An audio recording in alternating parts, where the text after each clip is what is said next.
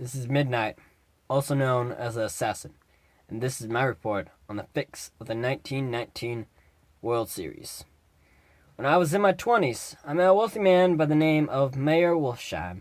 He, in my opinion, seemed like the kind of person who dealt in the darker part of the business. When I asked my friend Jesse about this man, I was told that he was a dangerous man that was part of the Mafia.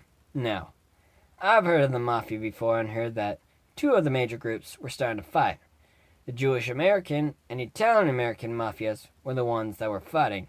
I am part of the Italian American Mafia and never heard of Meyer Wolfsheim before, making me believe that he was part of the Jewish American Mafia.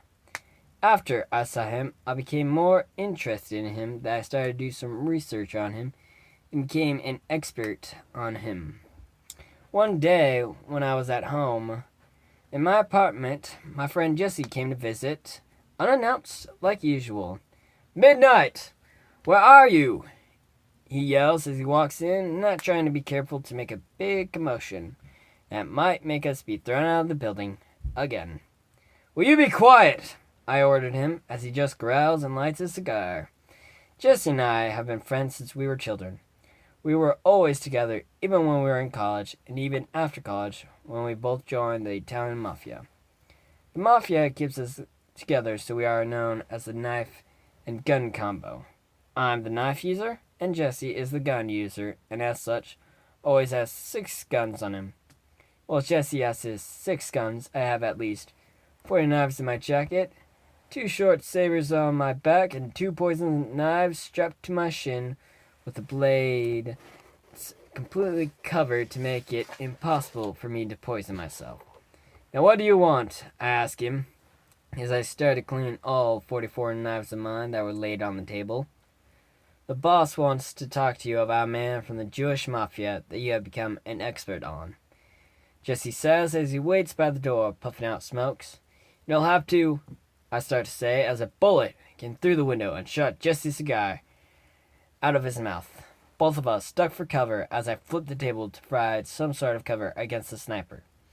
Jesse had one of his guns in his hand as he looked over the table with gun ready to fire as he looked for the sniper. He didn't see one, but then the phone rang, making both of us freeze. Only a few people knew my apartment's phone number, and that list included the 2 of us in the apartment and our boss. If it was our boss, he had to either be in a bad mood or be in a good mood. When I picked the phone up, a woman's voice was on the other end, confusing me. "Hello, Midnight.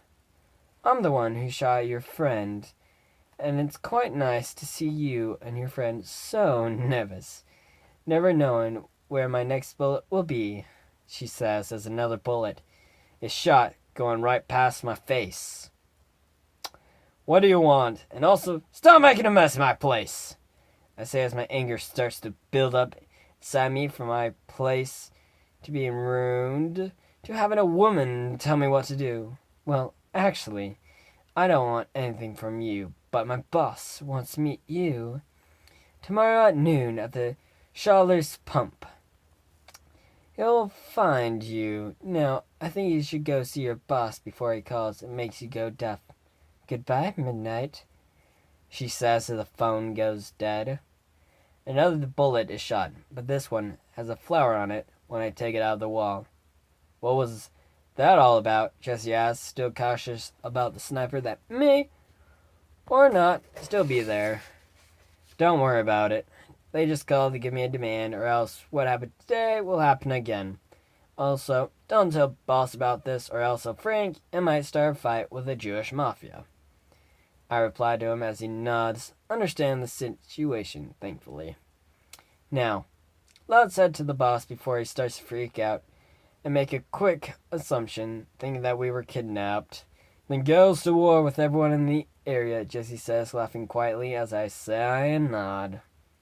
"Well, let's head out then," I say as I grab my trench coat and pick up the rest of my knives that had fallen when I threw the table over. My knives have pretty high durability, so none of them received any scratches on them. When I put the knives back in their normal spots, Jesse starts cleaning my apartment up. After we are done, we head down to his Oldsmobile touring car to head to the pub to meet our boss. When we reach the pub, where our boss wants to meet us at, we see him, and he seems to be steaming. Both of us look at each other and just sigh as we head over to him. "Boss, we're here," Jesse says as he sits down. Across from the boss as I sit down next to him. "Took your time," the boss says, as he takes a smoke from his cigar. He has become known for his cigars, as every time he won a battle, he would burn his cigar butt onto the loser's neck. Compared to anyone I know in the Mafia, he is the scariest. He does have honor, as he won't hurt women or children, and lets a man die with a weapon in his hand if he wants to. He's my kind of boss. Now, Midnight, I've heard that you've been doing some research on a man from the Jewish Mafia by the name of Meyer Wolfsheim. We heard that he is going to try to fix this year's World Series. The World Series is going to happen in 2 weeks, and we have already bet on the Chicago White Sox. They are the favorite to win, so if they seem to be losing on purpose, we know that was fixed. Of course, found out that it was fixed, he'll put double the money on the Cincinnati Reds so we don't lose a dime. He says, having a greedy look in his eyes. I just sighs and nod. "Okay, boss, I'll look into it, but am I able to receive some of the money so I can buy some better quality knives?" I asked him if some of my knives were old and new knives were becoming better in quality and durability. The boss just laughs as he responds, "Yes, you can have money for knives." And are you sure that you're not an assassin from the old days? Your knives really do deserve the name of assassin. Just make sure those knives don't come back into my back or yours. I just smile and nod to him. He died 5 years after this. I respect that, man. After we ate some lunch with the boss, we said goodbye to him and left. Jesse came back with me and helped pull the bullets out of the wall. I thanked him for the help and made dinner for him. After he left, I went to bed with a dagger beneath my pillow in case someone ever tried to attack me while I was asleep. It has happened before, and it will continue happening. The next morning, I did my usual morning routine of throwing knives at a piece of wood to practice my throwing knife accuracy. Did a workout to help me stay in shape, take a shower, and finally have some breakfast with poison in it. I have poison in it to help build my immune system against poison, so that if I'm attacked with poisons, I won't immediately feel the effects, and also my poison daggers. When everything was done, it was about 10 a.m.-ish.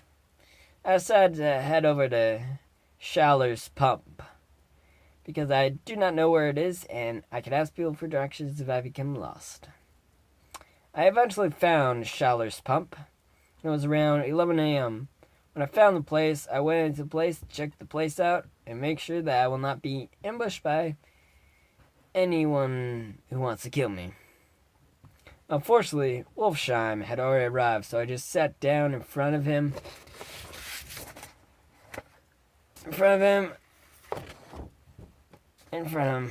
"Are you the one that sent that sniper to invite me?" I asked him, even though I already knew the answer. "Yes, I'm so sorry about the mess that she caused. She's not the type that can just send a normal invitation either," he says, eating a steak. "Now, what did you want to talk to me about, or is this about me helping you fix the World Series?" I asked him as if the question was the only one that made any real sense. "I want you to help me fix the World Series by making the Chicago White Sox pitcher, Red Faber, sick, so one of the people we have paid to fix the game can start," he replies and continues. "Now, I know that you're the assassin, so I don't want you to kill him. Just make him sick enough so that he can't participate in the World Series. I will pay you good money, too." Now, this was the type of deal that a man in my area of expertise can't pass up on. "Okay, I'll do it," I reply.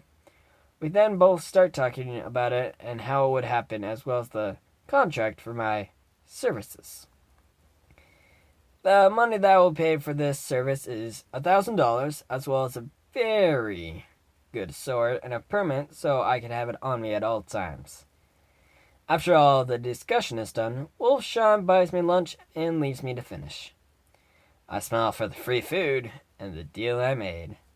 When I finish the food, I head back to my apartment and I'm surprised to see that it has been cleaned, as well as there is a curved sword with a note on it. The note reads, "Dear Midnight, I've decided to give you this sword as a down payment for your services.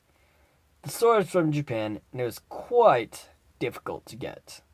The note and money will come after the end of the World Series. I have also cleaned up your apartment. I hope you can complete your services as needed. Signed, Meyer Wolfsheim." I become a little upset, but it's not too bad.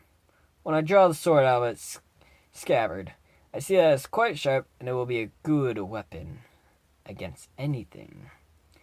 I found my boss that there will be a fix for the World Series, so he should put some money down on the Cincinnati Reds. The rest of the day goes by like all the rest, and so do the rest for the next 12 days about. Then Wolfsheim contacted me on the day prior to the last day before the World Series.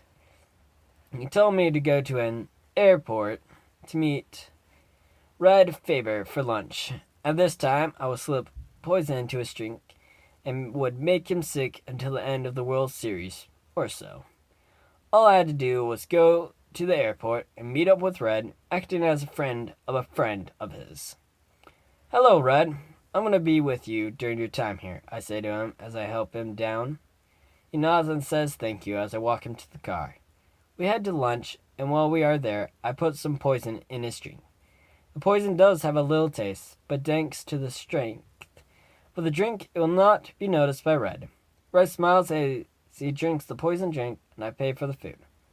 I take Red back home and report to Wolfsheim that the poison was administered to Red. He responds with a "good" and hangs up. After the Chicago White Sox lose the World Series, many of Purple's people started to think that there is a fix, and people from the White Sox are banned from baseball for life. They were good players too. Shame they had to be banned for life. No one thinks that the two people from opposite mafias will work together, so we are just expected, but nothing happens. Thankfully, I received my reward from both sides. After this, I became a mediator for the two sides, as the two mafias will work together for each other in the future. Thus ends my report of the fix of the 1919 World Series.